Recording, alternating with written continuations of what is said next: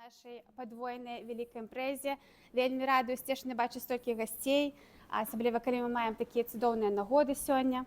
Вось першую частку невялічкую нашай імпрэзы мы б хацелі падзяліць нядаўняму святу. 27 лістапада адбыўся беларускі дзень герояў, які прысвечваецца змаганню беларускім слуцкім героям. І менавіта гэта прымеркавана да уздыму беларускага слуцкага збройнага чыну. Мы шчаслівыя, што мы ёсць нашчадкамі тых герояў. Мы радыя працягваць гэтую традыцыю святкаваць гэтае свята. І таму сёння з вамі хочам трошкі ўзгадаць падзеі таго часу, якія прывялі да гэтага вялікага ўздыму, які з'яўляецца адной з такіх важных кропак на шляху Беларусі да поўнай незалежнасці і поўнай самастойнасці. Калі вы памятаеце, падзеі адбываліся ў 1920 годзе, і гэта былі цяжкія часы дзеля беларускіх земляў, дзеля беларускага народу. Таму што гэта быў час расійска-польскай вайны, і тэрыторыя Беларусі, ў прынцыпе, была падзеленая паміж Польшчай і Расіяй. Але ж беларускі народ не быў згодны з гэтым падзелам. Беларускі народ хацеў сваёй поўнай незалежнасці. Яны не хацелі ні быць ні пад палякамі, ні пад расейцамі, менавіта камуністамі. Беларускі народ хацеў сваёй незалежнай краіны.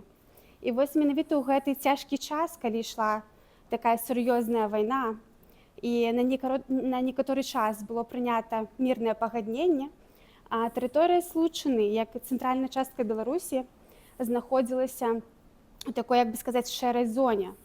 Таму што калі ішлі перамовы паміж Расіяй і Польшчай, і менавіта ў гэты час, казалася б, гэта цяжкія смутныя часы, на тэрыторыі Беларусі, асабліва ў Слуцку, у слуцкім павеце адбываўся вялікі ўздым.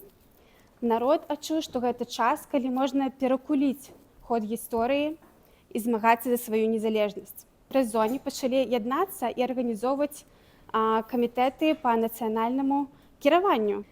І вось у канцы лістапада, калі ўжо адбылося фізічнае вайсковае супрацьстаянне слуцкага ўздыму, гэта менавіта беларускіх ваяроў, якія былі простыя людзі, гэта былі настаўнікі, сяляне, ну і, канешне, вайсковыя таксама далучыліся.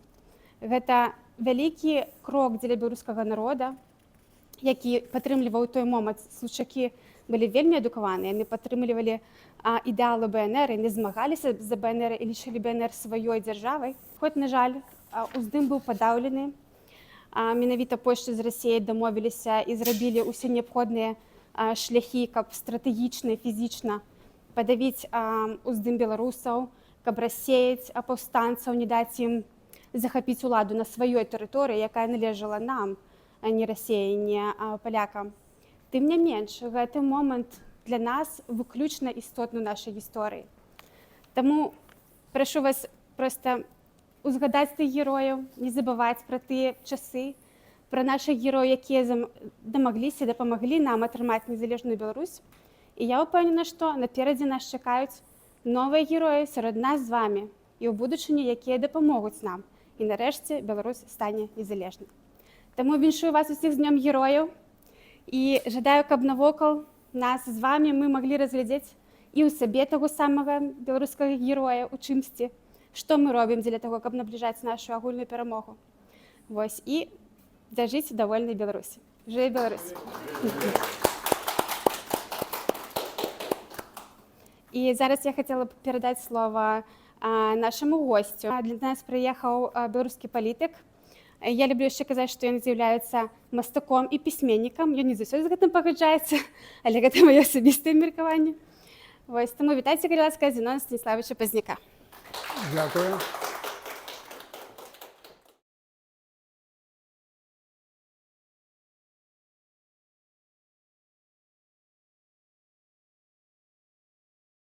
Ось, вельмі прыемна быць у вашым асяроддзі.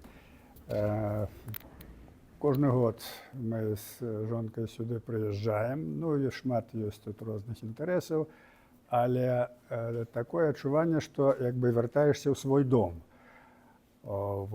Так што у нас як бы два дамы. Адзін дом у Варшаве, адзін дом у Злучаных Штатах, і рэальны наш радавы нацыянальны дом у Беларусі, але за яго трэба змагацца. І вось пра гэта таксама я сёння скажу у сваім выступе. Галоўнае, пра што я хацеў бы гаварыць, і што з'яўляецца асноўнай тэмай майго выступу, гэта прэзентацыя новай кніжкі, якую я выдаў, якая называецца «Сам выдат». Тут таксама я прывёз яшчэ новую кніжачку для дзетак, які выдала нацыянальна-вызвольны рух «Вольная Беларусь». Это фундацыя «Вольная Беларусь» вызвала. «Гэй ты, братка, Новы год». Это песні для дзетак, якія склала Грыневіч Матафонова на словы беларускіх паэтаў. Таксама праграма «Вольная Беларусі» – это основа, фактычна основа палітычнай, юрыдычнай той Беларусі, якая павінна быць. Это таксама паўторна выдала «Вольная Беларусь». Так вось пра гэтую кнігу «Сам выдат».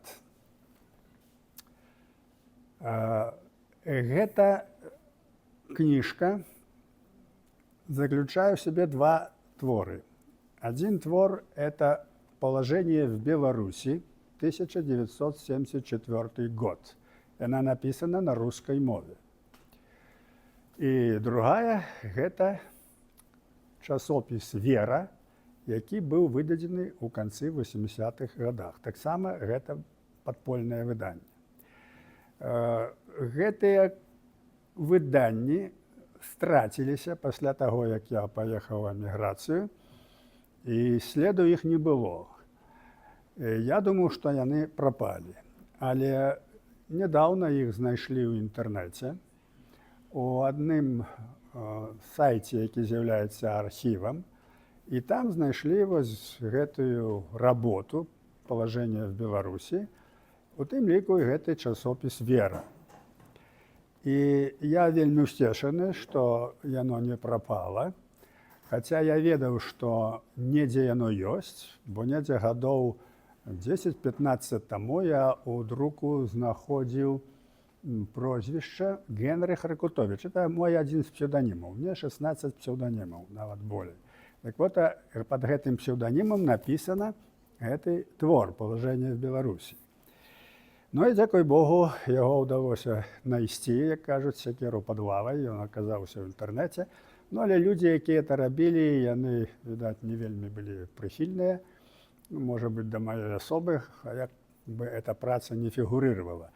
Хаця вот гэтая праца, якая напісана роўна 50 гадоў таму, яна дакладна расказвае пра сённяшні дзень і пра сённяшнія праблемы. Я прывёз тут 20 экземпляраў, калі вы возьмеце эту кнігу, пачытаеце, вы пераканаецеся. Значыць, тут я мушу сказаць вот што. Чаму яна была напісана на рускай мове? Яна напісана была ў 1974 годзе, гэтая праца, тады, калі была хваля рэпрэсіі ў Беларусі. Я таксама трапіў пад гэтую хвалю, мяне выгналі з працы. Тады, праўда, нікога не арыштоўвалі, проста выганялі з працы Міхася Чарняўскага, Саламевіча, Барыса Клейна, Пазняка. Ось. Ну і мы былі на вуліцы. Ну, тут, відаць, няма людзей, якія памятаюць Савецкі Саюз. Все маладыя, адзін памятае. Вот. У Савецкім Саюзе, калі цябе выгналі з працы, і калі на цябе печатка някая, ты нідзе не устроішся на работу. Усюды парткомы, усюды камуністы. Все, ты просто будзеш на вуліцы. Это даволі небяспечна было. Вот мы аказаліся все на вуліцы. Прайшлі праз голад там і праз усё. Так вот, ужо на той час у нас былі арганізацыі беларускія, нацыянальныя, якія змагаліся за вольную Беларусь над тымі магчымасцямі, якія былі.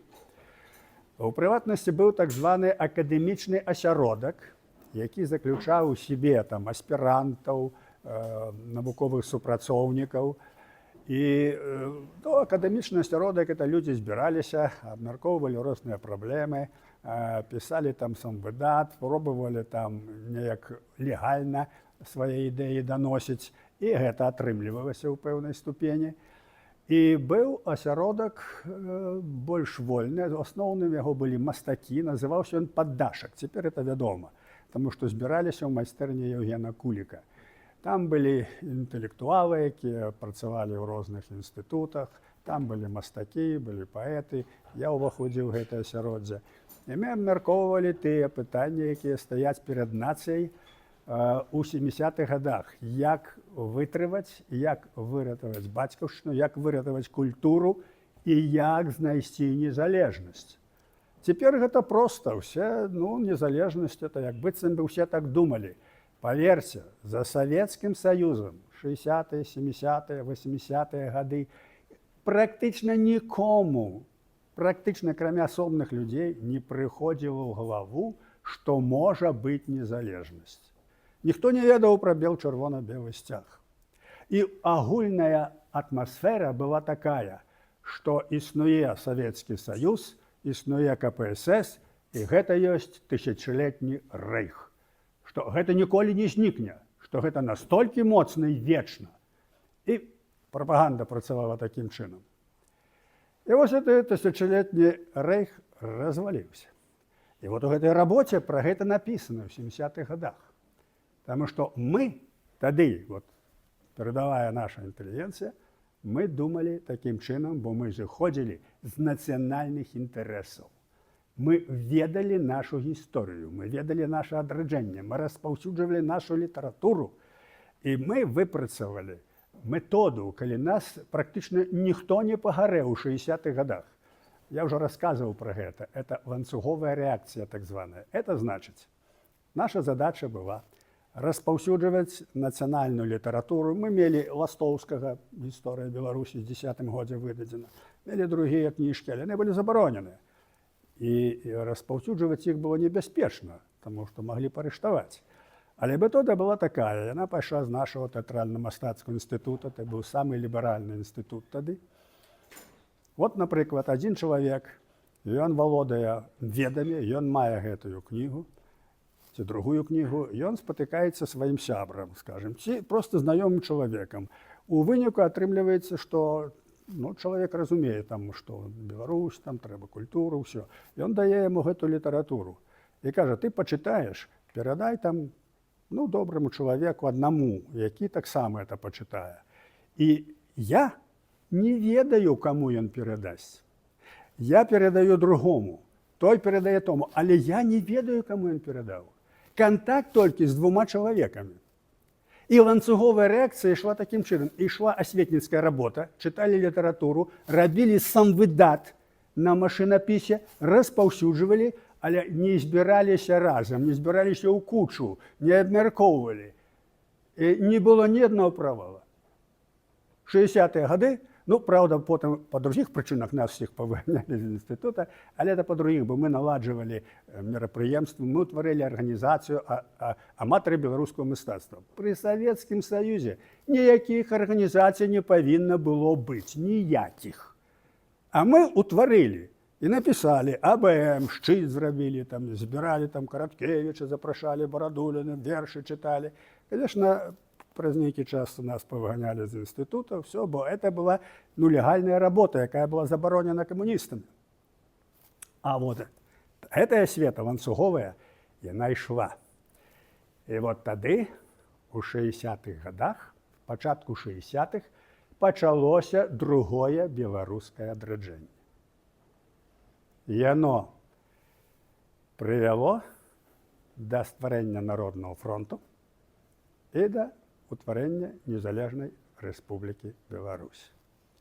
Бо усе тыя людзі, якія пачыналі ў 60-х годах, усе ім ужо, мне, калі я прыйшоў гэту актыўную палітыку ў канцы 80-х, было 46 гадоў.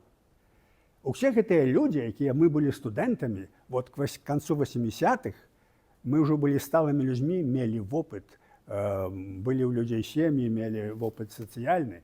І фронт, основа фронта – это люди 40-50 годов. Политику робят дорослые люди. Молодь удзельнічае, безумоўна, але робят дорослые люди.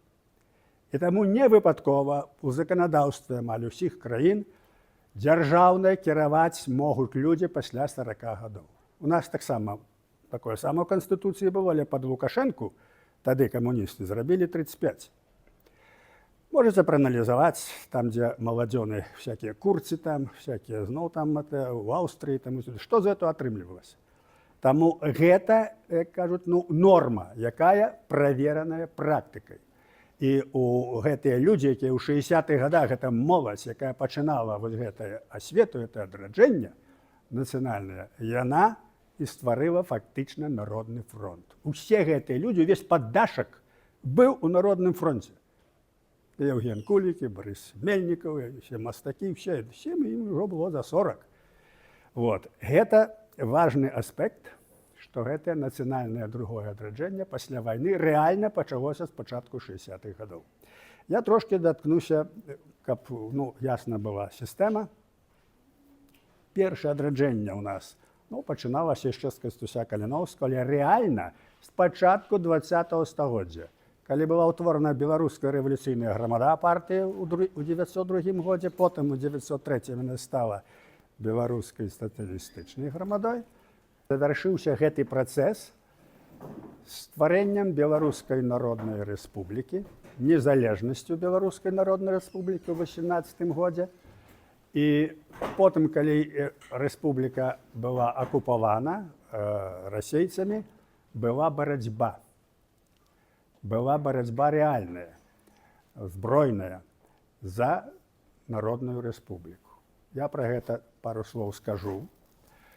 Але хочу адзначыць вот што. Той час, гэта Першая сусветная вайна, гэта перыяд нашай Нівы, Беларускай народнай рэспублікі, і ён за саветамі вельмі мала асвячаўся, бо гэта было забаронена. Ён мала асвечаны і цяпер, і потым, таму што цяпер яшчэ горай, цяпер нічога ўжо немагчыма напісаць. А за той каротенькі перыяд у 90-х годах таксама не ўсё паспелі зрабіць. Бо гэта вялікая работа, это цэлы пласт гісторыі, які быў рэальна не падняты. Так вот, тое, што паднята, тое, што выйшло ў эміграцыі, тое, што ўжо ёсць, яно паказвае, што гэта быў велізарны нацыянальны ўздым, велізарнейшы, асабліва ў Першую сусветную вайну. Прыклад, 17-й год, снежань, Беларускі нацыянальны кангрэс у Менску.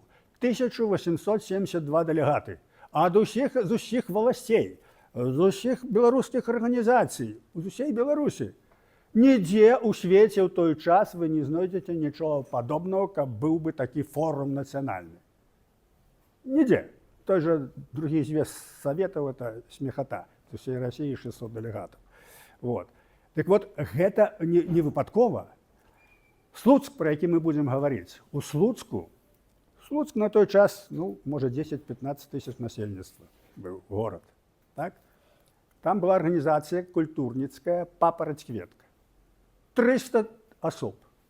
300. Потым, як толькі прамілітарны мір быў заключаны ў Рызе наконт падзелу Беларусі, тут жа ўтварылася ў Слуцку народная міліцыя, 500 чалавек. Тут жа. І ўсюды такая актыўнасць была, быў вялікі ўздым. Ён асабліва за бальшавікамі, ён не быў асвечаны, і зараз нам трэба это ўсё пачынаць, як кажуць, не з нуля, але з асновы. Я думаю, вольнай Беларусі гэта будзе даведзена да канца, але мы гэта павінны ведаць, што той час гэта не быў час, што людзі нічога, як кажуць, не разумелі, хто яны такія, што яны тутэйшыя, што яны нічого падобнага. Ведалі, што беларусы, гэта ўжо пайшло па ўсей Беларусі, змагаліся за Беларусь, за нацыянальную незалежнасць. І найбольш гэта паказвае слуцкі збройны чын, пра што шаноўная Наташа тут расказвала.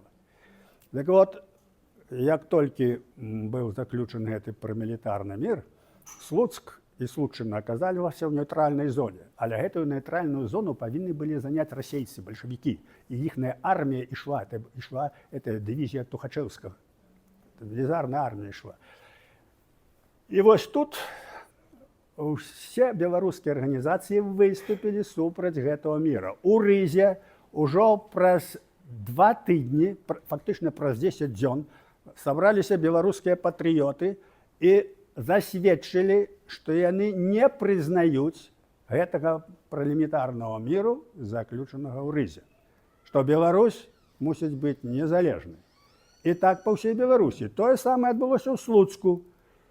У Слуцку сабралі з'езд Слуцчыны ў пачатку лістапада, і на гэтым з'ездзе Слуцчыны, якія ад 15 паветаў былі прадстаўнікі ад усіх партый, прынялі рашэнне ствараць войска і змагацца за Беларускую Народную Рэспубліку, за незалежнасць. Канкрэтна было запісана за незалежнасць Беларускай Народнай Рэспублікі.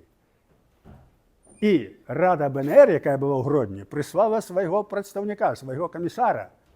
Вось, прызначылі потым Жаўрада, ну тут канкрэтна не буду. Так вот, гэта фактычна збройны чын, ён выступаў як армія Беларускай Народнай Рэспублікі, якая змагалася супраць рускіх акупантаў. І яшчэ хачу заўважыць тут, які быў лозунг. Ён быў на сцягу напісаны. Тым, што пайшлі паміраць, каб жыла бацькаўшчына. Вот так падумаеш, калі не ведаеш канкрэтна што, ну неяк трошкі песімістычна пайшлі паміраць, трэба ж пайсці ваяваць. Яны пайшлі ваяваць, а супроць іх ішла амаль мільённая армія Тухачэўскага, дывізіі ішлі, а іх было 2 палкі, 4000 чалавек, і палавіна не мела зброі. І ўсё роўна яны пайшлі абараняць бацькаўшчыну. Яны ведалі, што сілы нероўныя, але калі ідзе вораг, трэба змагацца. Не падымаць рукі ўгару, а трэба змагацца. Той, хто змагаецца, той перамагае. Нават калі загіне, то перамогуць нашчадкі. І праз 3 дні з усяго Слуцка, з Слуцчыны, прыйшло 10 000 добраахвотнікаў. Маткі беларускія пасыналі сыноў, пасылалі: ідзі, сынок, трэба ваяваць. Вот такі быў узровень. Таму потым бальшавікі там абляпывалі. Да і па сённяшні дзень тут, знаеце, што беларусы там это такія, нічога там не разбіраюцца, надта культурныя, чаравікі здымаюць, каб на лавачку. Это найбольш іх усіх вельмі бянтэжыла, ўсё это хам'ё вакол, што беларусы здымалі боты, як на лавачку станавіліся. Бо яны ж не знімаюць, яны ж спяць в сапагах. Вот такая рэч. Дык вот, прыйшло 10 000, зброі не было, палавіну адправілі назад, бо ну як жа. А тыя 4000, якія пакінулі, палавіна мела зброю, а палавіна рашылі, што ў баю забудуць. І ваявалі. І што адбылося? Вот гэтыя 4000, тыя 2 палкі грозаўскі і слуцкі, яны трымалі фронт на працягу 100 кілометраў. 100 кілометраў, 4000. І адагналі маскалёў. Потым вёскі пераходзілі з рук у рукі пастаянна. Ішла моцная барацьба, не мелі зброю, змагаліся. Якую тактыку выкарыстоўвалі? Там жа сярод расейцаў таксама ў войску асноўным сяляне былі. Яны казалі: слухайце, вы бальшавікі ж ад вас абманулі, зямлю ўжо не даюць, навуковы тэрарыстычны камунізм пачынаўся, пераходзьце на наш бок. І гэтыя расейскія салдаты пераходзілі на бок случакоў. І тады бальшавікі кінулі на фронт кітайцаў і латышскіх стралкоў. Хто не ведае, растлумачу. Латышскія стралкі, так званыя, бо ў бальшавіцкай гістарыяграфіі пастаянна пра гэта гаворыцца. Гэта было такое, як бы наёмнае войска. Яны змагаліся за грошы. Ім плацілі грошы бальшавікі, плацілі золатам. І яны былі такія, ланскнехты. Калі прыйшоў Гітлер у Латвію і Беларусь, латышскія стралкі змагаліся за немцаў. Таксама за грошы. Вот што такое былі латышскія стралкі. Недоўга існавалі. Так вот тады латышскія стралкі там нічого не вырашалі, больш кітайцы, бо кітайцы ўжо не пераходзілі. Але сітуацыя склалася так, што у гэтай войску арганізаваным слуцкім это ж не было регулярное войско со своей логистикой, со своими тылами, со своими обозами, своим забеспечением. Это было сразу собрались и пошли воевать. И тому к концу снежня не хапило уже патронов, не было чем воевать. Пришлось отступить и перейти праз мяжу на территорию, занятую поляку, их там интерновали. Але вот это подвиг, это вот незвычайная это борьба. І само з'ява такая, што людзі пайшлі супроць мільённого ворага, не глядзелі, колькі іх. Бацькаўшчыну трэба абараняць. Вось гэта засталося ў нашай гісторыі. Гэта мы называем днём герояў. Гэта ўзмацняе наш дух. Бо наша гісторыя паказвае, што наш народ вельмі кемлівы, культурны, ён умее ваяваць, ён умее перамагаць. Гісторыя гэта паказвае. І таму, дарэчы, я добра звязаны з палком Каліноўскім, я ўжо тройчы быў на Ўкраіне, быў там і каля Бахмута, і начаваў там у іх у батальёнах. Вельмі добрае ўражанне ва ўкраінцаў аб нашых ваярах. Вельмі добра ваююць. Хлопцы з мазгамі, смелыя, і перамагаюць. Ну, конечно, ёсць і памылкі, ёсць і страты, і все. І вот цяпер наш народны нацыянальна-вызвольны рух «Вольная Беларусь» аб'явіў, што збірае сродкі на дапамогу дзецям-сіротам беларускіх ваяроў, якія загінулі на Ўкраіне. Бо ніхто ж ім не дапаможа. Мы дапамагаем самі. Мы аб'явілі збор сродкаў.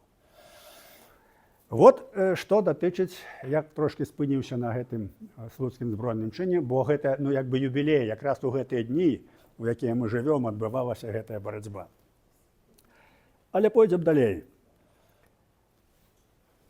У 20-30-е гады поўная ўлада бальшавікоў і рэпрэсіі. Мы страцілі больш 1,5 мільёна людзей. Па маіх падліках 1 800 000, другія падлічваюць 1 600 000, там 1 500 000.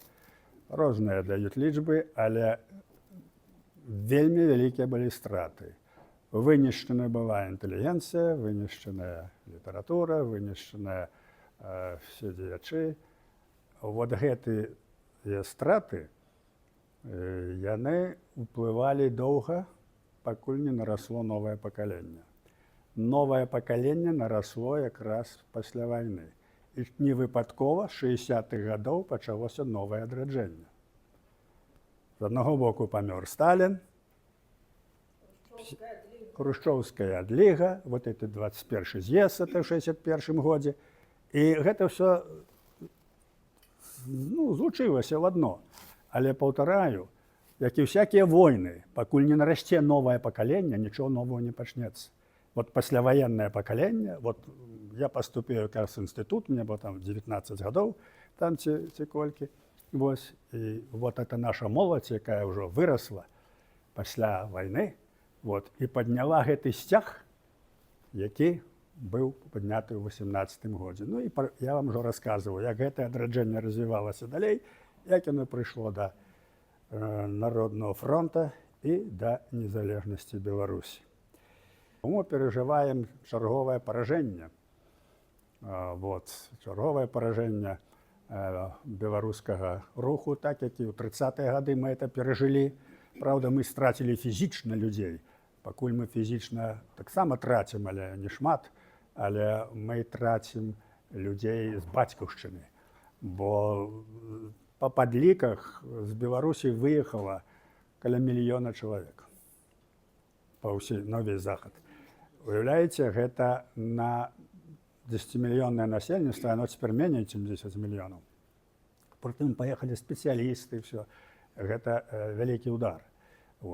І таму вельмі важна, каб гэтыя людзі, якія апынуліся тут, каб яны стварылі тое, што стварыла пасляваенная эміграцыя нашая, альтэрнатыўную Беларусь. Вот перед намі гэта стаіць, бо трэба будзе вярнуцца і адбудоўваць нашу бацькаўшчыну. А гэта будзе. Ну, это што датычыць сістэмы, у якой паявіліся гэтыя кнігі. Значыць, тады, у 60-х гадах, у 70-х гадах, мы разумелі, мы заходзілі з нацыянальных інтарэсаў, мы разумелі, што пакуль не будзе разбураны Савецкі Саюз і Расія, наша незалежнасць заўсёды будзе пад пытаннем. Это заўсёды будзе праблема. Мы разумелі, што пакуль будзе існаваць расійская імперія, да гэтага часу будзе існаваць небяспека вайны. Гэта мы ўсё разумелі. Наш паддашак это разумеў. Мы пісалі сам выдат. Мікола Ярмалович туды выходзіў, он вершы пісаў. Вот. Ну, я пісаў там трохі. Вось, Барыс Мельнікаў. Все это распаўсюджвалася. І гэтыя ідэі, якія мы абмяркоўвалі, тады, у 60-х, у 70-х годах, яны жылі ў нашых галовах. Вот тое, чым жыве зараз грамадства, украінцы, якія ваююць за свабоду Украіны, аб тым, што такое Расія, яна павінна быць разбурана, што это за скопішча зла, ўсё. Мы гэта ўсё тады разумелі. Маладыя, мы это ўсё разумелі. І мы верылі, што будучыня будзе. І тады, калі пачалася эта хваля рэпрэсій супроць нас, разбурылі, цягалі паддашак, але нічога не ўдалося.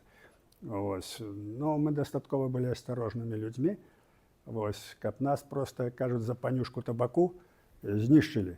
Мы это разумелі.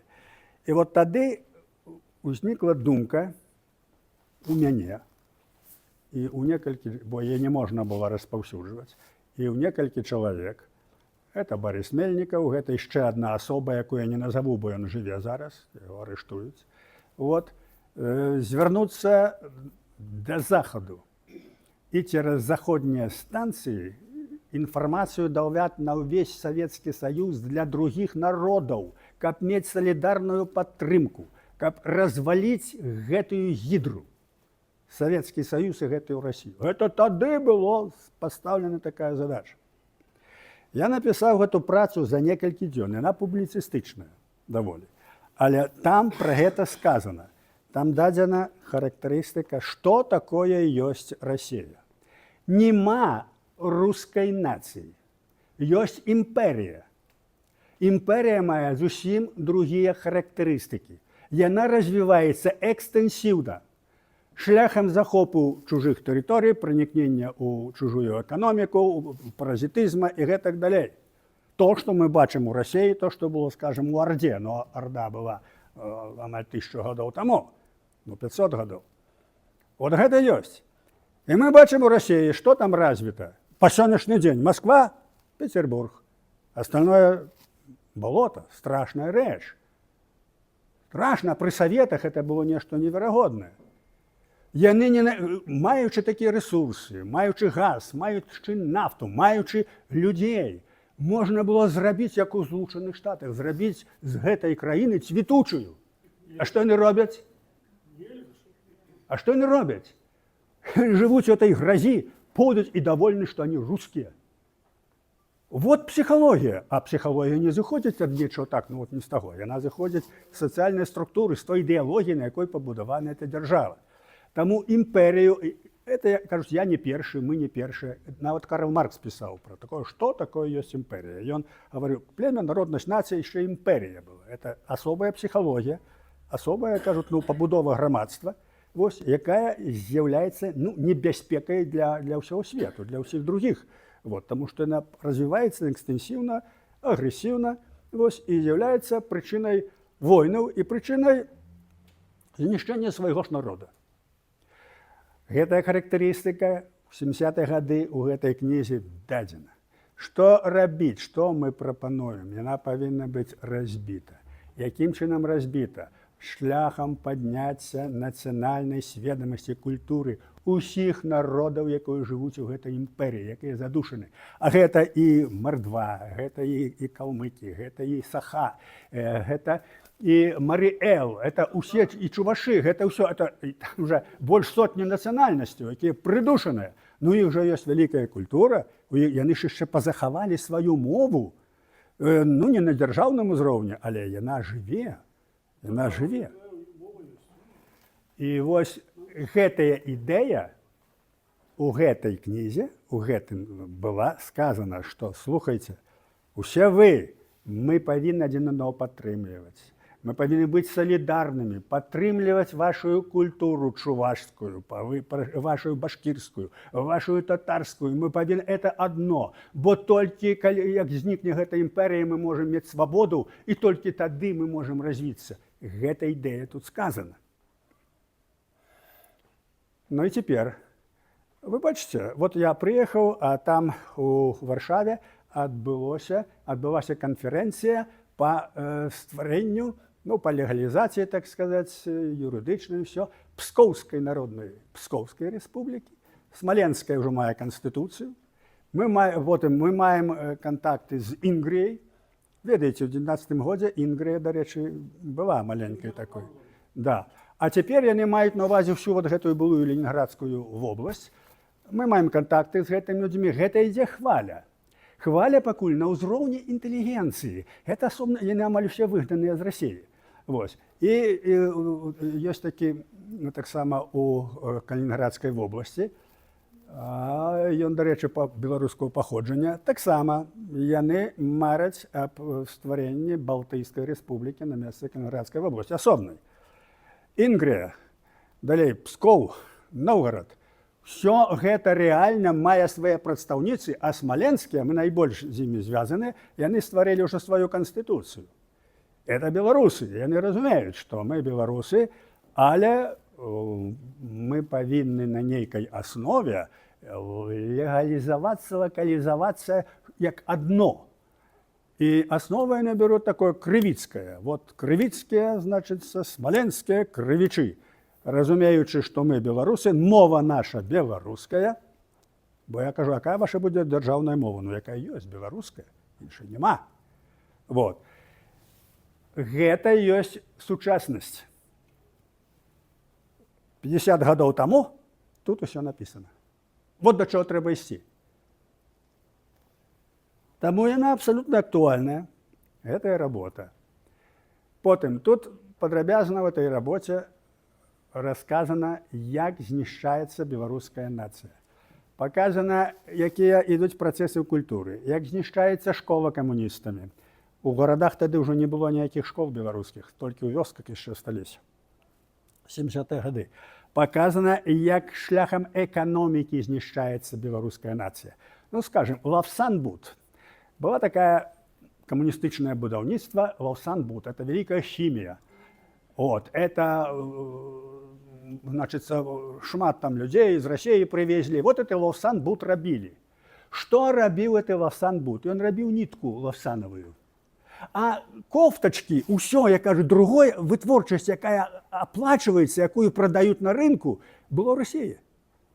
Это колониальная эксплуатация рабочей силы и все. Вот что было. Это колониальная экономика. Это Лавсанбуд, Табашеров, мы тут передовые стройки. Да это обрабование наций.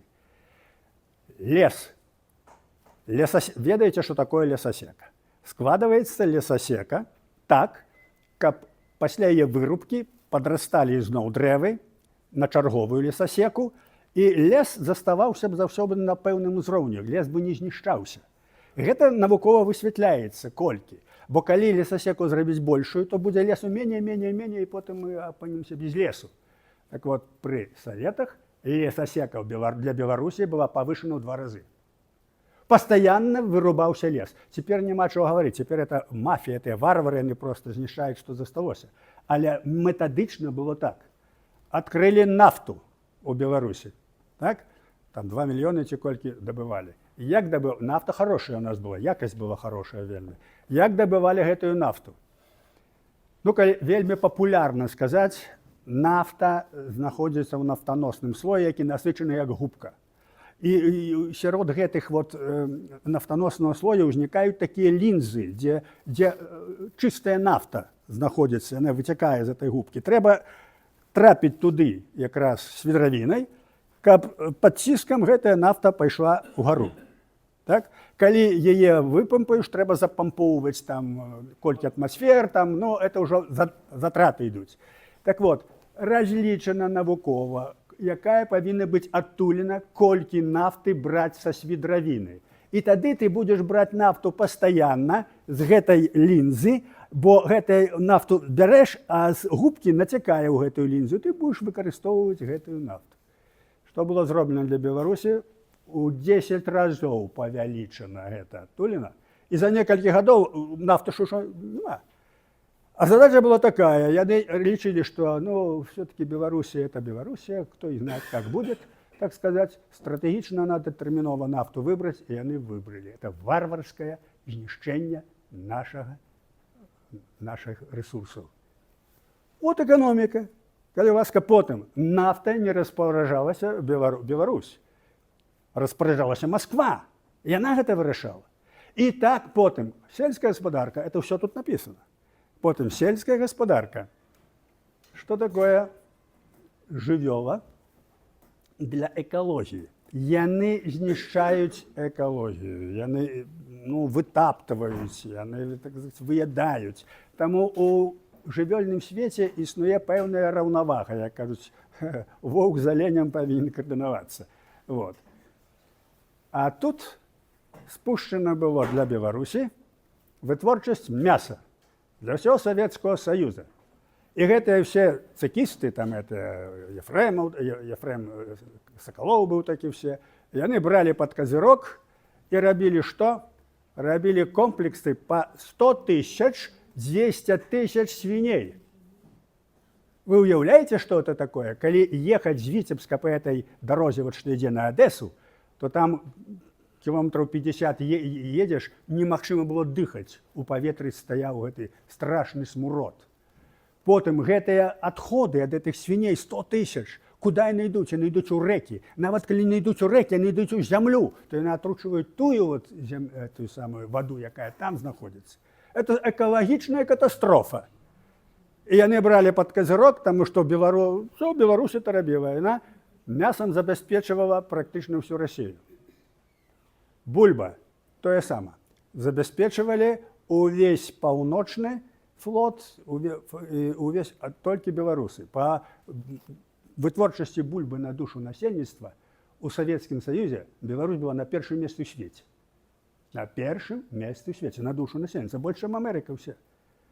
Вот. Але это ўсё ішло, так сказаць, у Расію. Эта эканоміка была каланіяльная. Гэта пад відам таго, што мы тут, так сказаць, строім мазы, мы трактары дзелаем. А на якой руде? Прыводзілі руду, нас жа не забывалі, прывозілі з Савецкага Саюза. І калі Савецкі Саюз абваліўся, у нас сразу ўзнікла праблема. Я кажу, дзе купляць, дзе браць усё? Бо калі б была незалежная Беларусь, мы б такое не рабілі. Мы б рабілі б другую эканоміку. Вот. Усё гэта сказано, што закладзены, акрамя таго, што шляхам эканомікі знішчалі гэты народ, вот, выцягвалі з яго, як кажуць, жылы, ён працаваў, бо народ працавіты. Але ён з гэта нічога не атрымліваў. Узровень быў вельмі невысокі, вышэйшы, чым у Расіі, заканамерна, але узровень быў невысокі. І ў будучыні, калі вот незалежная дзяржава, было б шмат праблем. Вот.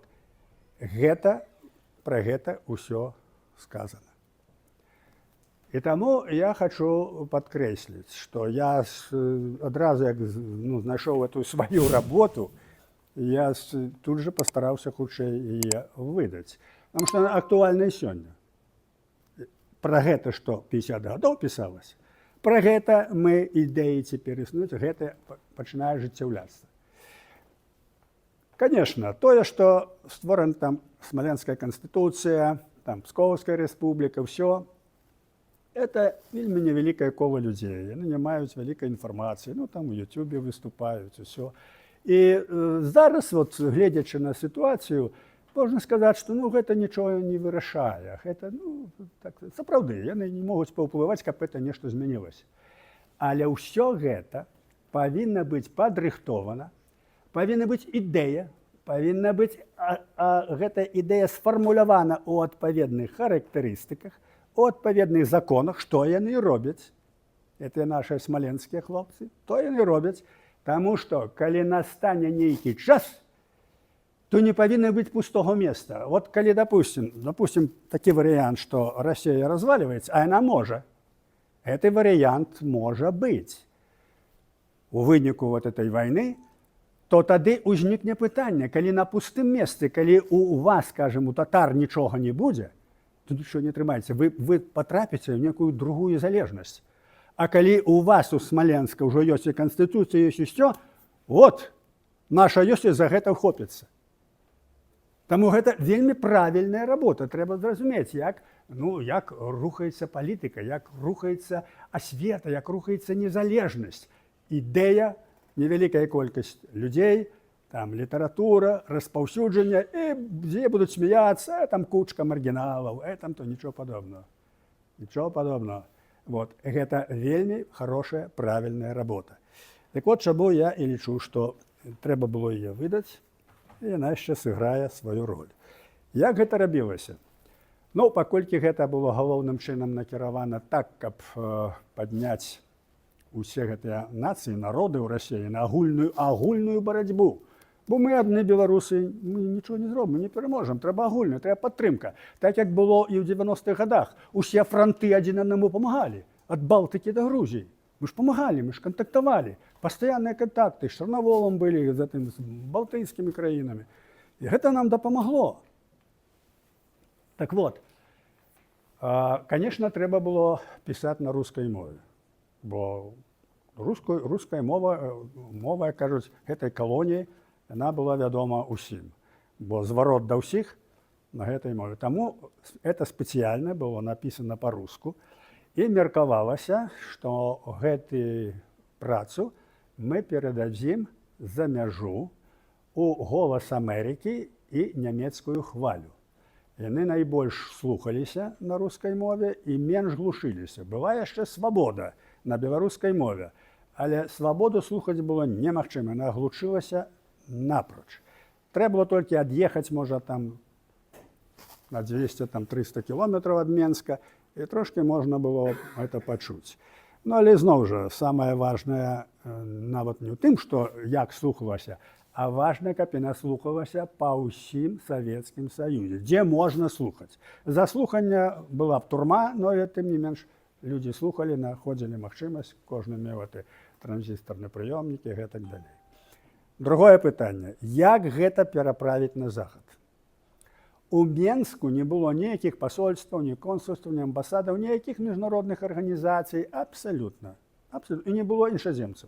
Часам завіталі там нейкія, допустим, то тут жа за імі сачыла КГБ. І калі хто уступаў з імі ў кантакт, там, яны могли жуйку прапанаваць там, ці што-небудзь там, то тут жа КГБ іх хапала.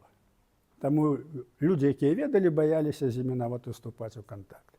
Значит, у Менску это выключалася. Я паехаў у Москву. Меў нейкія кантакты з габрэйскімі дысідэнтамі там трошки. І падумаў, што можа быць цераз іх, можа быць на ўдачу удасца там што. Я прабыў там 2 дні, пакруціўся ўсюды, дзе мог. Гэтыя людзі, конечно, не ўзялі гэту работу. За гэту работу, калі б яна трапіла, расстрэл. Без нічога. То, што супраць камунізма напісана, гэта яшчэ б далі б 25 гадоў, можа нават 10. Но калі закранута Расія, і што гэта імперія, што гэта ніякія, кажуць, не нацыя, што яе трэба знішчыць, расстрэл быў бы адразу. Это разумелі, таму не захацелі за это брацца. Тут так гаворыцца аб тым, што ну вот сама, значит, ідэя, про якую я сказаў, што псіхалогія, ментальнасць гэта не нацыянальная, гэта ментальнасць імперская. Але пытанне другое. У нацыі павінна быць нацыянальная ідэя, павінна быць мова, ментальнасць і тэрыторыя. Скажыце мне, дзе тэрыторыя, дзе жывуць рускія, дзе тэрыторыя Расіі? Дзе яна ёсць? У асноўным гэта нейкія анклавы каля Масквы, там, а так гэта пятністы звер. Вот увесь гэты савецкі, ну там недзе рускія жывуць, там недзе, але ўся эта тэрыторыя, гэта другіх народаў. Па міжнароднаму заканадаўству, калі 15% нават ёсць карэннага народа, аўтахтонаў, яны ёсць каманда, яны могуць правесці рэферэндум, гэта ёсць дзяржава. І ўсё, і калі паўстане пытання, вот тое, пра што я кажу, нейкі, так сказаць, падзел, па якому прынцыпу это будзе дзяле? Па этнічным ужо немагчыма, Расей, у іх няма тэрыторыі. Вот праблема. А ў татараў ёсць, у башкіраў ёсць, у калмыкаў ёсць, у іх ёсць нацыянальныя тэрыторыі. А Расія, яна пятнічны звер, бо сама гэта Расія, яна складывалася шляхам каланізацыі. Ну, это ўжо гісторыя. Яны не карэнныя, яны там не былі. Яны прыйшлі на фінна-угорскую тэрыторыю. І праз праваславие шляхам мовы, там усё, адбывалася каланізацыя. Таму яна не закончылася. Хоць яны знішчылі, прытапталі гэтыя народы, але яны могуць адрадзіцца. Яны, калі не ведаюць сваю гісторыю, ведаюць свае традыцыі, яны адродзяцца, калі настане час. Вот. Дык вот, пра гэта ўсё сказана. І гэта важна. На той час, конечно, кажу, это быў бы расстрэл. Мне не ўдалося это зрабіць. Друкавалі мы на машынцы, тады інакш ніякай не было магчымасці. Это 4 экземпляры. Я з 4-го, з 3-го экземпляра зрабіў фотакопіі, разрэзаў негатывы. Я павінен быў перадаць негатывы. Это вот такая вот пачачка. Вот. Калі я прыехаў з Масквы, я, значыць, адрукаваў некалькі экземпляраў, і эта работа распаўсюджвалася вельмі вузкім коле людзей. Каб яно не выйшла, это мы спецыяльна рабілі, бо мы ведалі, што як толькі яно выйдзе, канцы нам усім. Вот. Негатывы я даў Евгену Куліку, Барысу Мельнікаву, Алесю Разанову і яшчэ аднаму чалавеку. Вот яшчэ адзін чалавек жыве, я пра яго не хачу казаць. Але, можа быць, праз нейкага з іх гэта вот выйшла, што эта работа аказалася ў інтэрнэце. Вот. Вот такая невялікая гісторыя гэтай працы. Вот. І я вельмі рады, што я удалося выдаць. Вот, скажем, я вам зачитаю по-русски. Первым пунктом и первым требованием всей нашей воли и судьбы советской двукости демократии должно быть требование полной и безоговорочной национальной государственной свободы и независимости для всех народов СССР и РСФСР. И без никаких «но», и без никаких «если». Если кто-то с кем-то захочет объединиться, то сделают это сами, без кураторов и без «если». Наприклад, я паўтараю, яна ў асноўным публіцыстычная праца, но звяртаецца да пэўных... Так трэба было. І звароты ты больш, разлічаны якраз на такое более массовое воспринятие. Прозрение приходит слишком поздно, когда положение еще можно спасти, страдания приостановить. Сейчас уже становится ясно, в чем заключалась эта особая миссия России – скопище зла. Значит, панове, господар Рейган был у 80-х годах, а в 80-х и 60-х годах мы все называли Россию скопище зла. Мы это знали. Это наконт того, які быў наш узровень, як мы разумелі Россию, і, безумоўна, мы яе ведалі лепш, чым амерыканцы, еўрапейцы і кітайцы і все. Безумоўна. Вот. И это одно сведчанне на эту терминологию. Теперь можно понять всю историю формирования ее империализма, все смутные предчувствия XIX века о ее мессианской двукости роли. Роль ее действительно замышлялась глобальной. Остановитесь и посмотрите, вот оно, преддверие цели, вот оно, красное царство Антихриста, подготовившее путь входящему в него. Вот такая публицистика была. Но дни этого царства уже сочтены. Сейчас мы видим еще только начало общей агонии его, но картина гибели уже ясна. Поэтому надо бороться, чтобы не пойти ко дну вместе с ветхим чужим кораблем. Нужно беречься, чтобы яд разлагающего трупа не поразил еще здоровые отдельные члены его, способные к жизни, к труду, к творчеству и развитию. Нужно находить противоядие, которое станет залогом нашей будущей свободной жизни. Нужно спешить, иначе все мы задохнемся в тошном смраде подыхающего чудовища. Это про Советский Союз. Это наконт того, что за это расстрел. Вот. Но это такие публицистичные пассажи, они сопровождали анализ и то, про что я вам говорил. Эта книжка надрукавана так. Оригинал, вот машинописный, просто я зрабіў. І зрабілі пераклад, каб можна было чытаць, потому что оригинал вельмі цяжка чытаць. Можно читать, але тяжко. Вот. Но он тут есть. И тут я бы хотел еще остановиться на одном аспекте. Вот то, што я вам зачытаў, то, што сённяшні дзень, і то, што мы бачылі яго 50 гадоў таму, гэта не значыць пра тое, што мы былі, ну, не ведаю, так, нешта зверху на нас найшло, ці што, не. Мы проста былі людзі, якія рэальна глядзелі на рэчы і валодалі навуковай сістэмай думання. Вот это вельмі важны аспект. Я ведаю вучоных і дактароў, якія не валодаюць навуковым думаннем. Яны нічого не адкрываюць, яны могуць добра, што адкрыта, нешта там ретранслировать, усё, но адкрыццё яны не зробяць.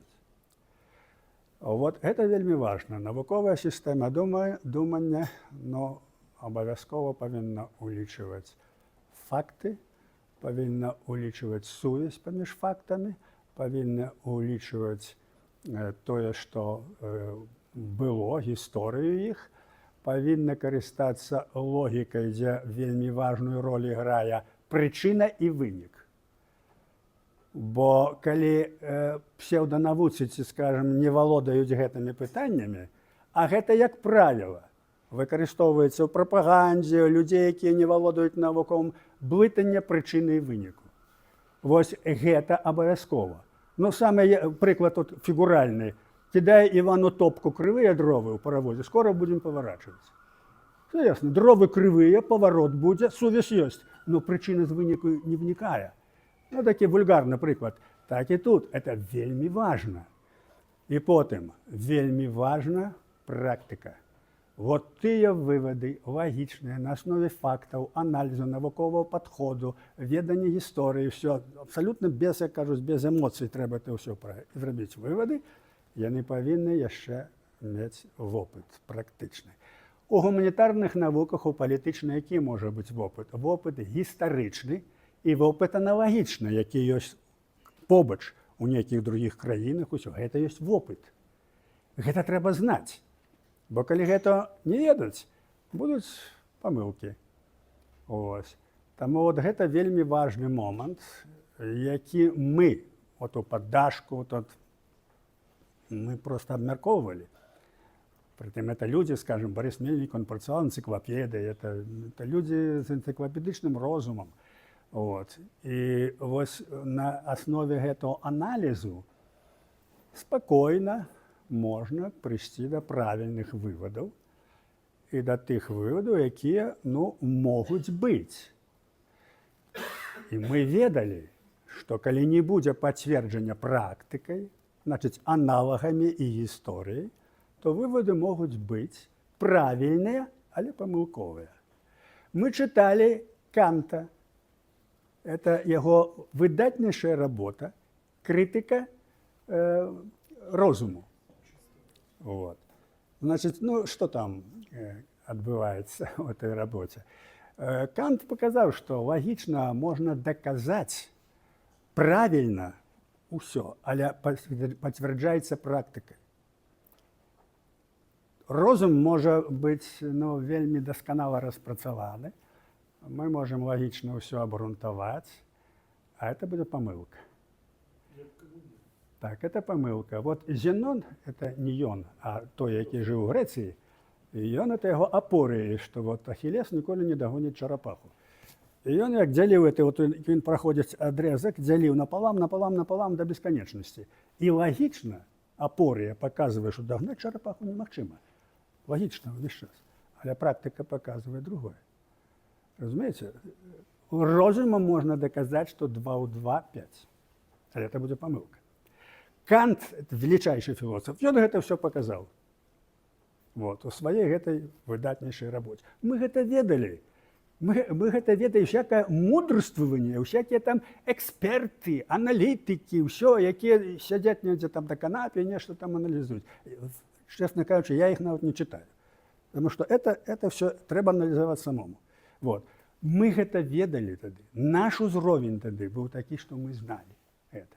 І таму не было памылак. Да, на той час гэта фантастыка была, але сёння паказвае, што ўсё правільна.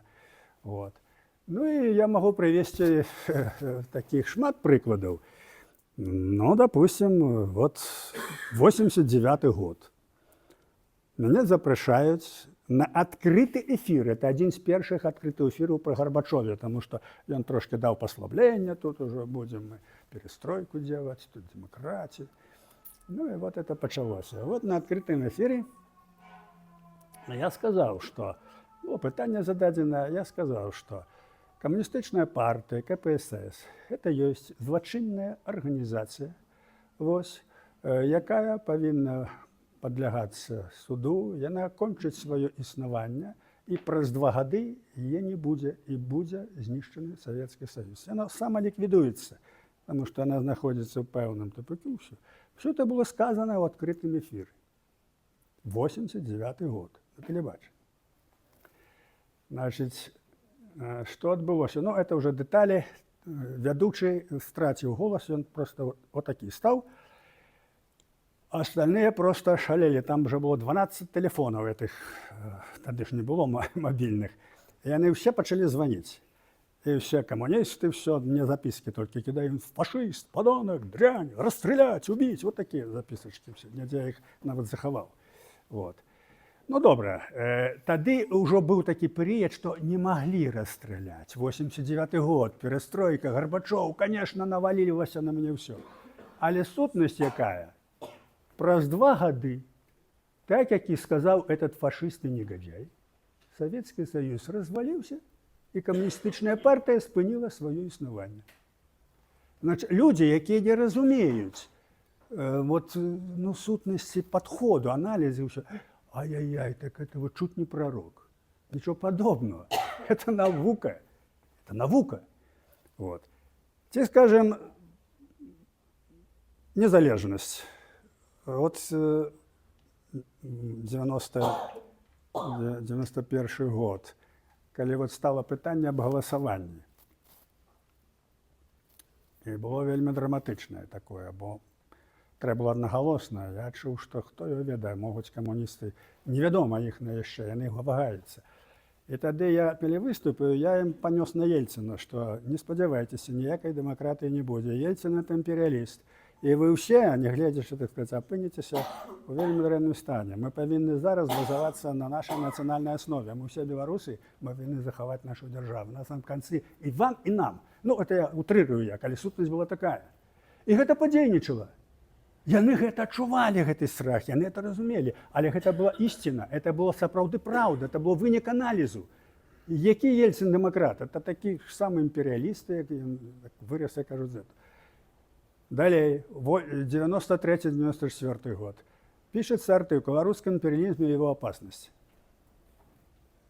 Как вы знали, что было, там чуть не ошалели. И половина этих людей, там с фронта вышли некоторые, якие, ну как это так, Россия, мы без России никак, это же, надо, треба ж стосунки, ай-яй-яй, это что он пишет, он сошел с ума, это националист.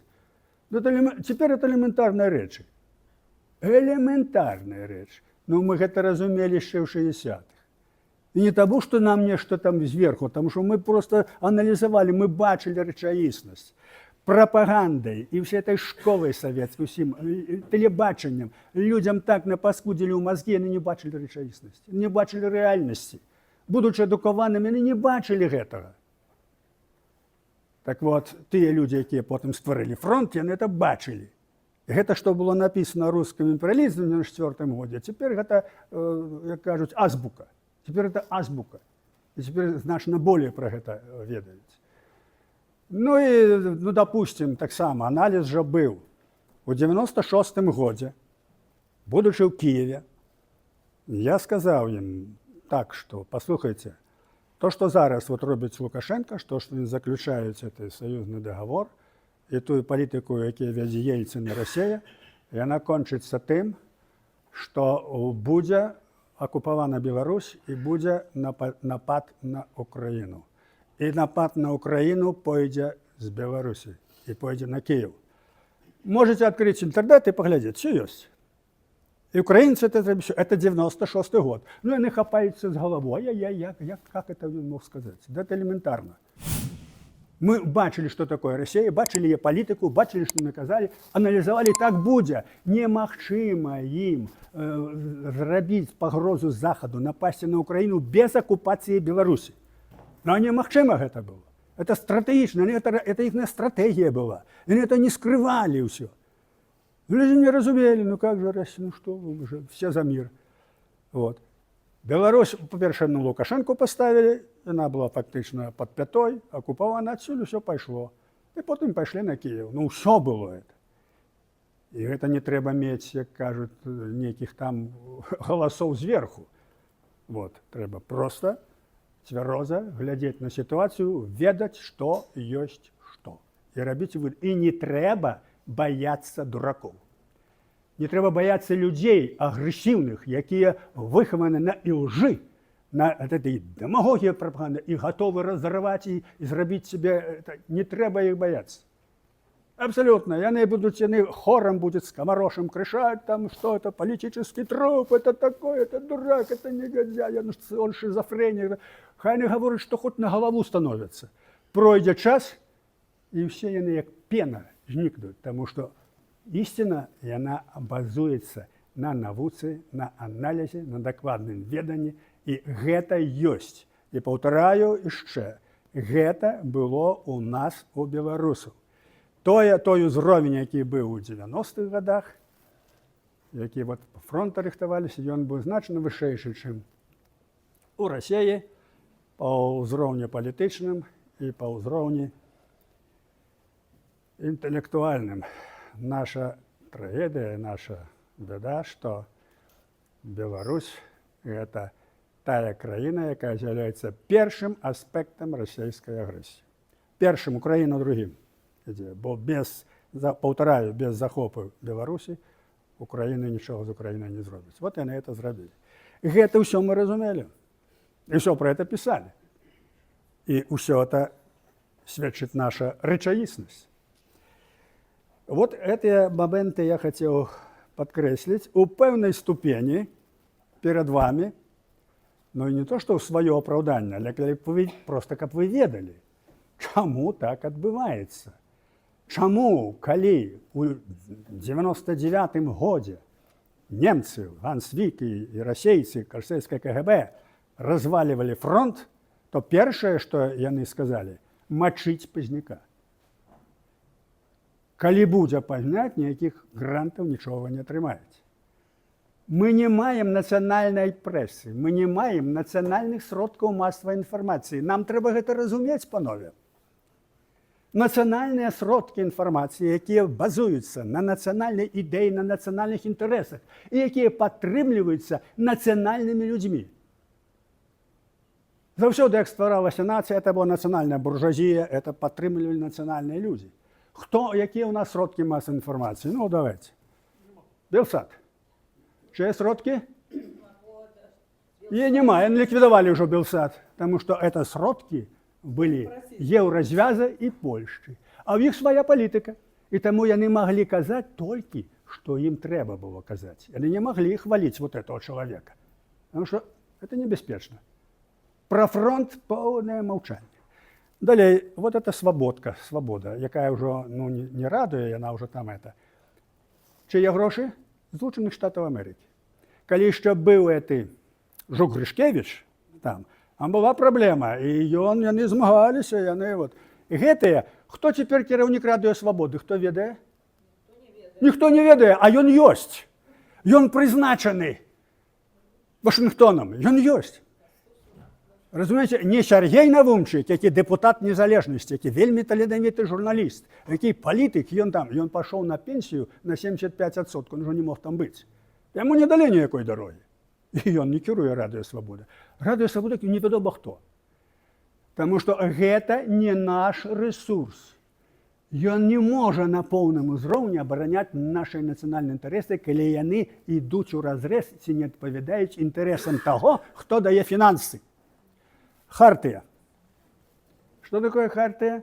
Ну, яны там, як кажуць, пералапачваюць усю інфармацыю, але іх фінансуе Еўразвяз. Я нават знаю бюджэт іхні колькі. Што яны могуць сказаць? Яны могуць поехать там, пойти на интервью и сказать, надо бомбить НПЗ, Мазир, треба бомбити Білорусію, треба... Ну, він же то говорить. Чому він це говорить? Провокатор. Розумієте, що відбувається? Тому у нас, що у нас ще? Ну і все. На що, це не наша Ніва, ну це ГБ. Це, як кажуть, коту відомо. Вот. Таким чином, у нас за межой, это вот газета «Беларусь» наша, ёсць, якая розповсюджується вельми локально. Вот. І все, це не масовий сродок інформації. У нас нема. І тому наше громадство, особливо за межой, воно живе у системі дезінформації, у системі недокладной информации, у системы лжи. Вы можете открыть любой это белсатовский, что выбранная президентка Тихановская, вы нам все... Разумеете, да никакая не выбранная, никакая не президентка. И нема никаких доказов, ничего. Америка про это сказала. Все. Не, я не буду это говорить.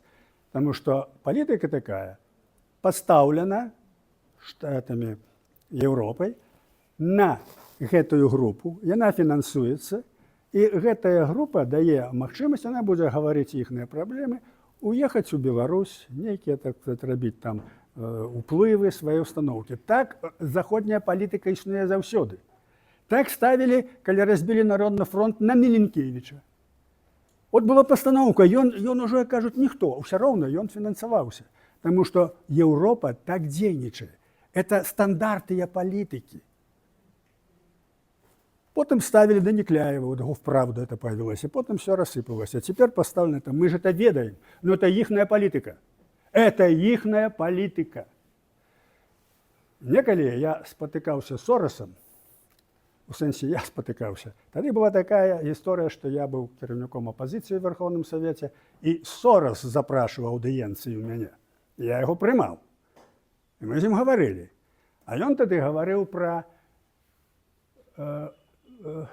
громадство, широко открытое громадство. Вот такой был термин. Это значит, что открытое для бизнесу, для разных, для финансовых уливаний, все как спокойно можно было бы, кажуть, по всем глобальный бизнес мог бы, кажуть, себе відчувати добре, демократія, не треба границь, все. От його була система. Ну і коли ми з ним поговорили, я вельми дипломатично з ним говорив, ну він зрозумів, що я не той чоловік, з яким можна нечто. Потім були виняки. Але однойче я, коли йшла справа про демократію, тепер це цитують некоторі, я говорив, маючи на увазі гэта, ми змагаємося за свободу і демократію, але ми не будемо рабами у вашій демократії. От це їм вельми не сподобалось. Але гэта так, панове. Ось. Тому треба гэта разумець, што мы павінны будаваць нашу нацыю, нашу дзяржаву, нашу культуру так, абапіраючыся на сябе, на свой народ, на нашу працу, каб не выкарыстоўваў нехта другі, каб, як кажуць, нас не паганялі. І такія магчымасці ёсць. Але трэба разумець. З Расіяй ўжо ўсё ясна, як бы все зразумелі. А з Захадам не, таму што Захад там жа багата жывуць, камфорт, і там жа дэмакратыя, і такія ілюзіі, што Захад, значит, тут ён прынясе нам усё зробіць. Не майце ілюзій. Все гэта зусім не так. Сіла толькі ў нас, на нашай зямлі, на якой мы стаім, у нашым розуме, у нашай пазіцыі, у нашай смеласці. Калі мы павінны себе засведчыць, гэта наша, мы думаем так, паважайце нас. Таму што гэта мы ёсць народ, это наше. Чаму мы толькі вас павінны паважаць, а вы нас не можете паважаць? Паважайце нашыя традыцыі. Трэба так гаварыць. А бачыце, якая была вот, расійская, скажем, палітыка? Бываць беларусы ў лапці, што это некія вот, там тутэйшыя, што некія ўсё там, Янка Купала, дурны мужик, як варона, там усё это. Вот што яны рабілі. Выхоўванне комплекса непаўнавартаснасці. Вот. Так вот, тое, што фронт праводзіў, тое, што мы праводзім, тое, што мы пішам у гэтым, это зыходзячы з нашай асабістасці, з нашай велічы нацыянальнай, з нашай неабходнасці, бо інакш мы не пабудуем ні дзяржаву, ні народа, мы будзем ад некага залежны. Вот. У 88 годзе, 87 я выдаў часопис «Вера». Это была такая, я коротенько скажу, это была такая идея, бо релігія была просто затоптана ў Савецкім Саюзе. У нас не было ні біскупа, у нас не хапала ксяндзоў, у нас не было ні семінарый, ну нічога. Тыя людзі, якія верылі ў Бога, ці там моладзь, якая, допустим, забачылі ў касцёле, іх выключалі з работы. Яны пазбаўлялі працы. Это была вельмі цяжкая сітуацыя. А з другого боку, ну, рэлігія мае вялікі ўплыў на людзей і все. І вот мы стараліся вернуть уніяцтва. Фактично от фронта это пошло. Фронт стварыў першы часопіс «Вунія». Я ще ездзіў у Таллін, нават там шукаў кватэру, бо тут нельга было. Гэта выдавалі нашая моладзь. Потым утварыліся пэўныя суполкі, а цяпер мы маем нават і, як кажуць, біскупа уніяцкага. Вот. Унія ёсць паступова. Потым таксама жаданне было стварыць аўтакефальную праваслаўную царкву. Удалося дамагчыся яшчэ пры саветах экзархата. Это фронт напісаў, я асабіста пісаў пра гэта. І Філарэт, владыка Філарэт, ён у адным з сваіх артыкулаў пра гэта пісаў, падзячыў фронту. Яму прыемна было быць кіраўніком экзархата, але экзархат – это яшчэ экзархат. Вот. І таксама наконт каталіцызма. Каталікоў у Беларусі было 1 мільён. 68 ці колькі святароў, это вельмі мала. Вось. Але каталікі, яны не былі падвержаны такой, ну, кагабізацыі, правильно падказваюць. Таму што праваслаўная царква і сёння, і тады гэта быў аддзел КГБ. Это абсолютно, тут, ну, это вядома, не хочу паўтараць. Мы бачым, чым яны это займаюцца. Таму там праблемы былі палітычныя.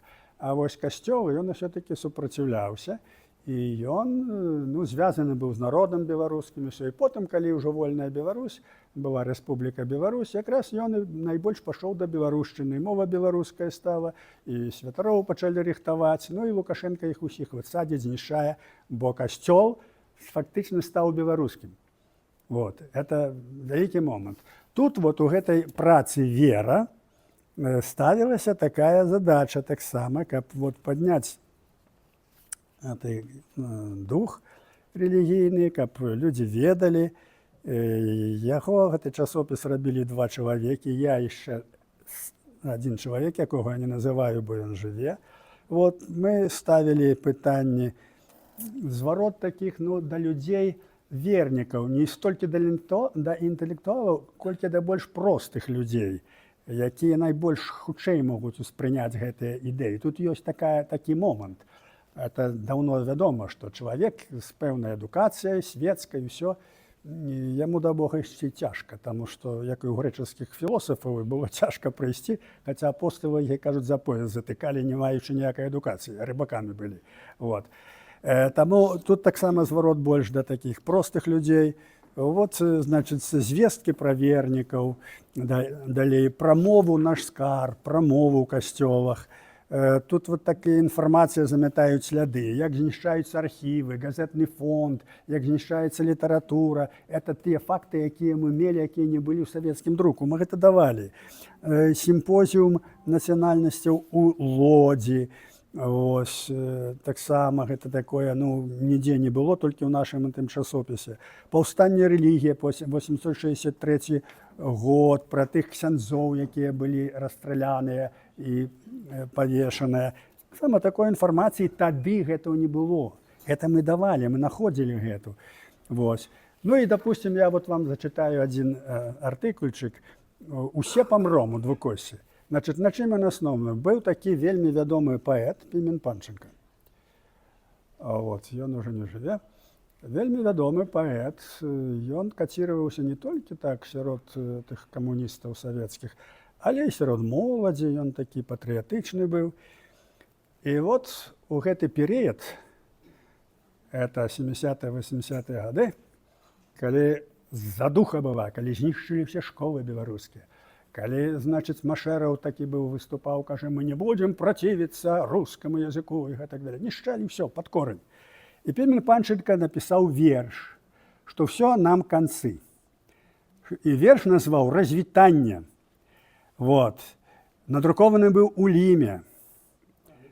Да, і вот ён заканчваецца верш такім слёзным усхліпам над труною. Родны Янка Купала, вы писали, я веру настане, двукроп'я. Дарагі мой Іван Дамянікавіч, не настане, гэта ўжо не світанне, гэта наша настава змяркання, гэта з мовай маёй, гэта з песняй маёй развітанне. Амен. І вот это вялікі паэт, он даволі вялікі тады быў, ён піша такую рэч. Это катэгарычна немагчыма пісаць. Пра што ты распісаўся? Якое развітанне? Так ты жывеш такі і ўсё? Народ вечны, ты не знаеш, што будзе заўтра. Мова жыве ў народзе, ў гісторыі, што ты пішаш? І вот он гэта напісаў, і это ўплыў на моладзь мела. Ай, ну ўсё, канцы, да, вот Панченко напісаў. Ну вот мы тут пішам, пра гэта вот прыводзім, што такія вершыкі ў цяперашнім нашым крытычным стане, напісаныя старым чалавекам, гавораць пра яго глыбокія пачуцці і перажыванні, але не сведчаць аб мудрасці. А гэта дрэнна, бо да Пімена Панченкі шмат хто з маладых ставіцца з належнай пашанай, чакае разумных думак, вытрымкі і цвёрдасці.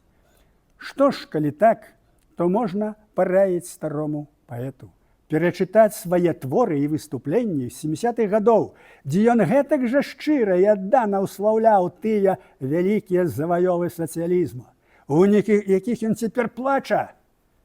Вось над чым трэба паплакаць нашым паэтам і, дарэчы, пакаяцца, а не разводзіць сырасць пад жалобную музыку. Жыве Беларусь і будзе жыць. За бацькаўшчыну трэба змагацца, а не размазваць слёзы. Змагацца і верыць, якой бы суровай не была рэчаіснасць, якім бы паганым не быў вораг. Відаць, жыццё нічаму не навучыла бязбожнікаў. Некаторыя нават сталінскія душагубкі не паправілі. Вот такая публіцыстыка была у нас у гэтым часопісе «Вера». Вот. Ну і шмат яшчэ вот Купала і каталіцызм, ёсць вялікі артыкул, даследавання. Уваскрашэнне нацыі, святары паэта Парастаповіча Казіміра Сваяка, вядомы паэт і ксёндз, як пражыў ён 26 гадоў, пакінуў сябе спадчыну. Пра помнікі архітэктуры, пра фару Вітаўта, якую ўзарвалі ў 66 годзе бальшавікі ў Гродні. Самы стары гатычны храм у нас у Беларусі. Яны это ўзарвалі ў 66-м. Вялікае даследаванне пра святога мучаніка Меркурія Смаленскага ёсць. Вот. Ну і ёсць такія ўспаміны з нядаўнай мінуўшчыны, ёсць таксама адозвы, якія мы пісалі да Саюза пісьменнікаў, там, да людзей. Гэтыя адозвы тут надрукованыя. Вот. Некалькі адозваў. Пра адну адозву я вам раскажу. Яна была напісана намі. У Саюзе пісьменнікаў там расквалена падваконнікі. Мы іх баяліся, паэтаў, таму што, знаеце, ну, маглі данесці. То мы вельмі акуратна это дзейнічалі праз аднаго чалавека і так раскладалі, каб яны самі нашлі. Яны нашлі, чыталі. Поўная цішына. І вот студэнты тэатральнага інстытута развесілі гэтую лістовачку, а яна называецца «Шаноўным ягамосцям панам пісьменнікам Беларусі, жупраны лета 76 траўня 11 дня». І пачынаецца: «Браткі пісьменнікі, мілыя дзеці зямлі Беларусі нашай, мушу пагаварыць з вамі трохі аб нашай бацькавай спрадвечнай мове». Стылізацыя пад Мацея Бурачка. І подпіс «Мацей Бурачок». І вот гэтую лістоўку, это адна з іх, мы ў Саюз пісьменнікаў там яшчэ пазакідалі і павесілі на дошцы аб'яў у тэатральна-мастацкім інстытуце. Студэнты нашы, Купала там павесіліся. Некалькі дзён вісела, ўсе чыталі, усім падабалася. І потым прачытаў нехто, каму было трэба. Таварыш партійны, там з рэктарата, тут жа сабралі рэктарат, надзвычайнае паседжанне, таварышы, у нас, так сказаць, нехарошы антисоветскі інцидент случился. И вот показывает, вот что у нас кто-то повесил на нашей. И зачитывая вот. И, ну, вот, знаете, а как вы считаете, вот, пытание задают, Громыко был тогда ректором, а как вы считаете, а кто бы это мог написать вот такую антисоветскую чушь? Ну, кто такой Матей Бурачок? Это известно. Ну, не знаю, не знаю. Но, наверное, негодяй похуже Солженіцына. Это историчные факты. Вот. Ну, это все тут написано.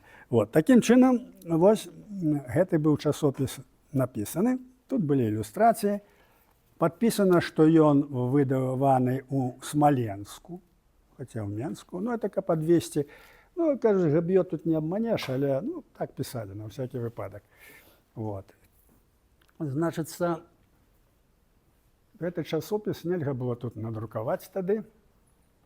І я знайшоў людзей, пераслалі яго ў Польшчу.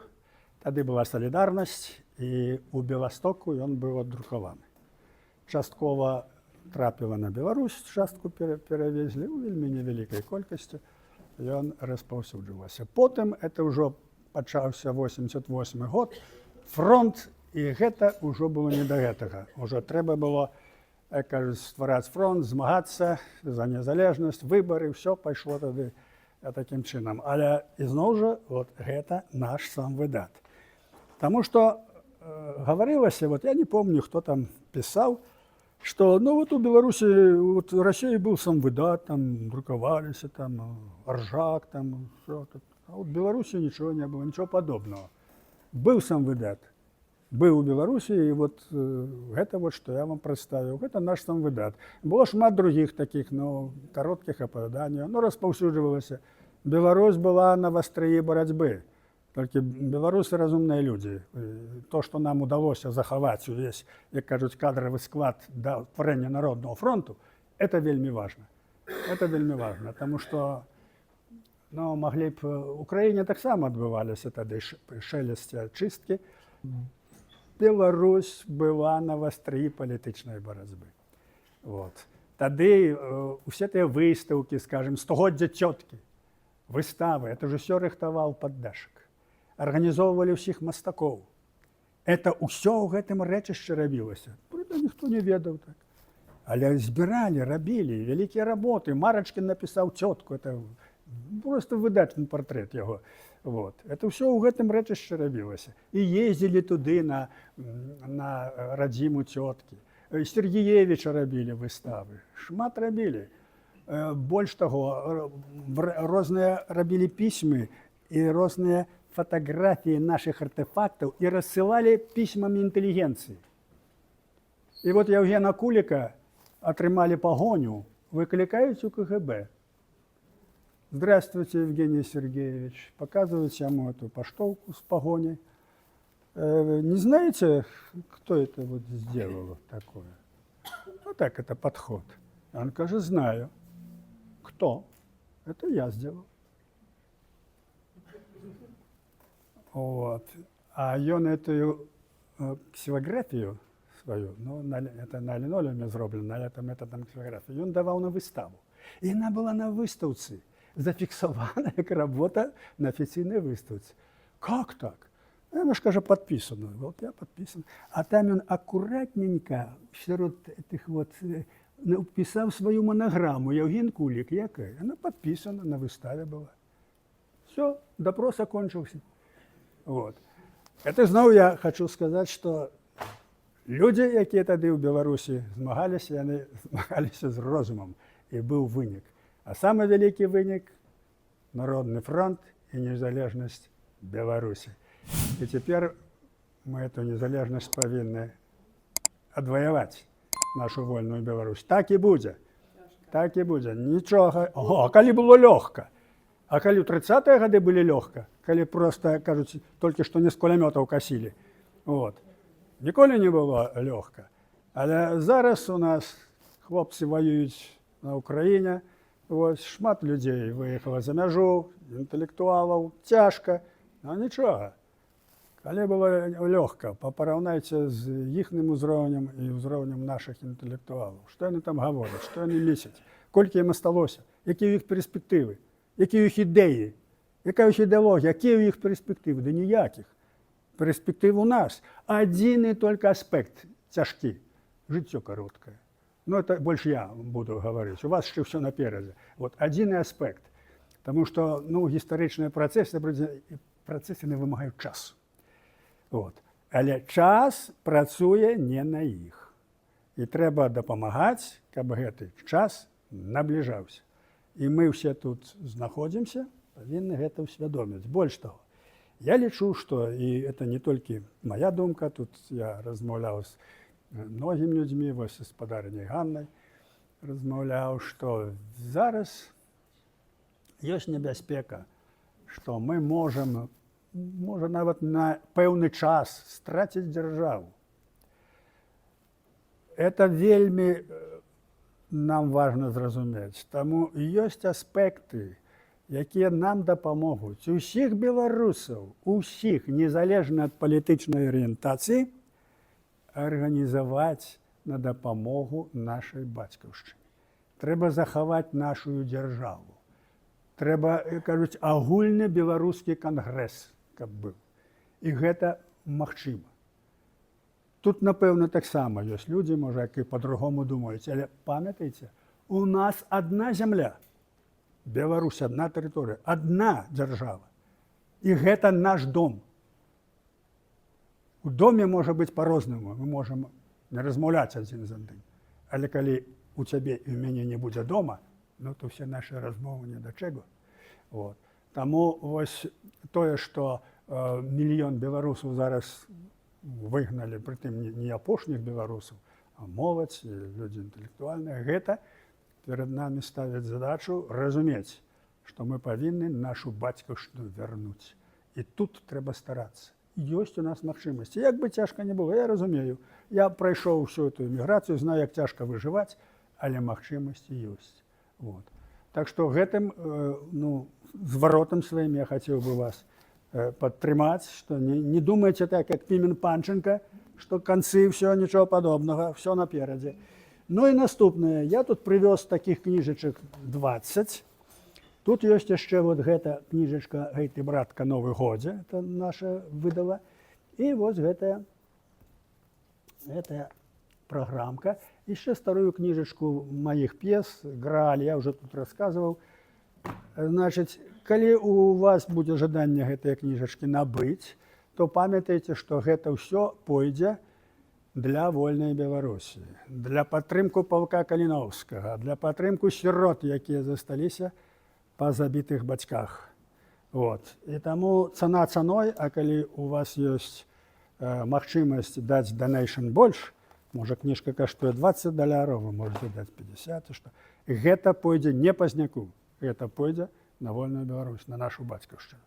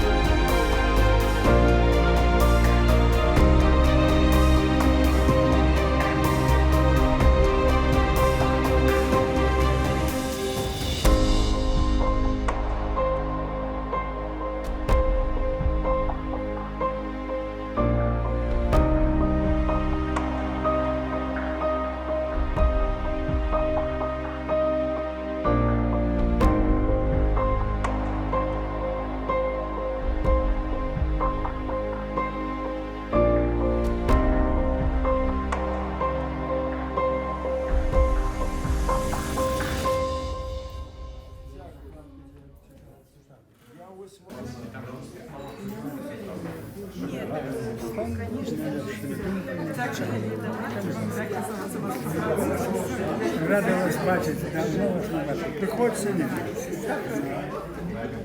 Живе Беларусь!